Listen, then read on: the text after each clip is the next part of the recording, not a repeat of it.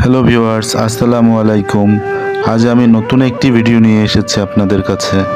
কথায় আছে ধান নদী খাল, এই তিন নিয়ে বরিশাল। সৌন্দর্যের দিক থেকে বরিশাল বিভাগটি সত্যিই সুন্দর একটি বিভাগ। আমার আজকের ভিডিওতে থাকছে বরিশাল শহরের অন্যতম সুন্দর একটি স্থান তালতলি ব্রিজ ও এর আশেপাশের পরিবেশ।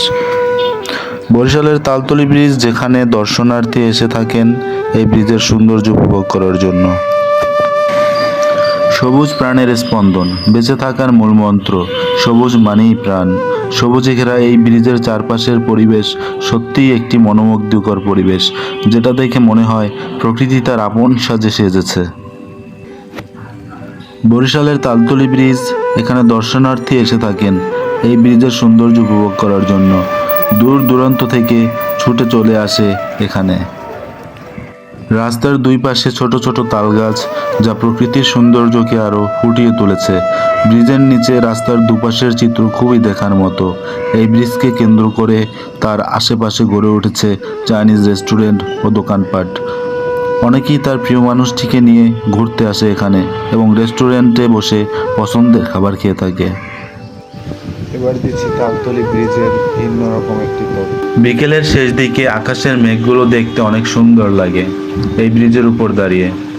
বিকেলবেলার রোদের আলো কিছুটা কমে যায়, শরীরে ঠান্ডা বাতাস বয়ে যায়, সেই সময়গুলো অনেক ভালো লাগে। ও সেই সাথে রক্তিম সূর্যাস্তের চিত্র মুগ্ধ করে দেয় সবাইকে। মনে হয় যেন সবুজে ঘেরা এই পৃথিবী সেজেছে তার আপন সাজে। বিকেল হলেই দূর দূরান্ত থেকে ছুটে আসে অসংখ্য মানুষ এই ব্রিজের উপর। কেউ ব্যস্ত থাকে তার প্রিয় মানুষটিকে ফুচকা খাওয়াতে, কেউ বা ব্যস্ত থাকে তার প্রিয় মানুষটির হাতে হাত রেখে হাঁটতে, আবার কেউ বা ব্যস্ত থাকে প্রকৃতির ছবি তুলতে। এই জন্য একটু আনন্দময় স্থান। সত্যিই তালতলি ব্রিজ বরিশালের অন্যতম একটি সৌন্দর্যময় স্থান। আঁকাবাঁকা নদীর উপর থেকে নির্মাণকৃত এই ব্রিজটি গ্রামের মানুষের যোগাযোগ ব্যবস্থাকে সহজ করে দিয়েছে। এই ব্রিজের ঢালের পাশে তৈরি হয়েছে মুসলিম জাতিদের জন্য সরকার কর্তৃক একটি অনিন্দ্য সুন্দরতম একটি মসজিদ, যা মডেল মসজিদ নামে পরিচিত।